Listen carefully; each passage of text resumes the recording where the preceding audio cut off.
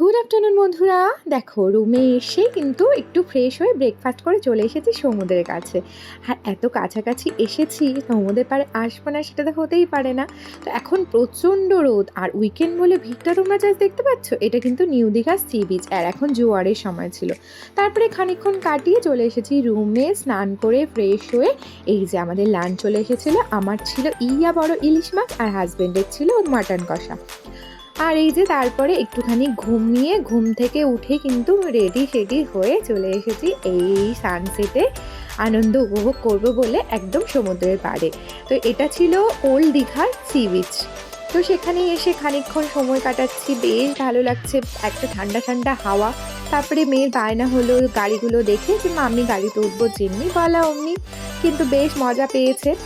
আর এখানেই জাস্ট ঘোরা ছিল, খুব একটা বেশি দূর নিয়ে যাচ্ছিল না। এত ভালো লাগছিল না পরিবেশটা, এই সানসেটের সময় ভীষণ ভালো লাগছিল। একটা মিষ্টি রোদের ছাটা, তার সাথে এক সমুদ্রের পাড়ে ঠান্ডা ঠান্ডা হাওয়া, সবটা মিলিয়ে দারুণ। তো আমি ঠিক করলাম যে চলো বসে বসে একটু আলু কাবলি খেয়ে নিই। তো সেই জন্য দেখো দাদা কিন্তু একদম নতুন, মানে নতুন বলতে যা সবে বাড়ি থেকে এসেছে, ওই জন্য একদম খুব ভালোভাবে বানিয়ে দিয়েছিল।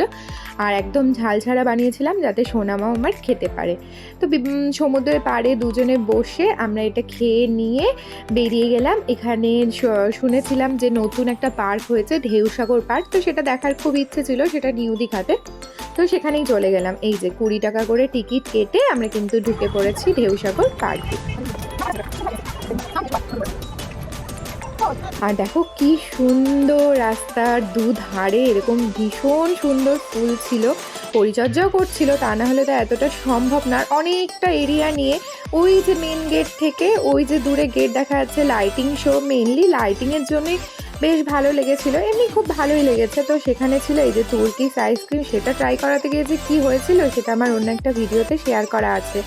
যে মেয়ে এত রেগে গেছিলো যে ও তো এই ব্যাপারটা বোঝে না, তো সেই কারণেই দেখো লাস্টে কিন্তু আইসক্রিমটা দিয়েছিল, কিন্তু ও খুব একটা খায়নি। লাস্টে আমরা 3 জন মিলেই কিন্তু আইসক্রিমটা খেয়েছি।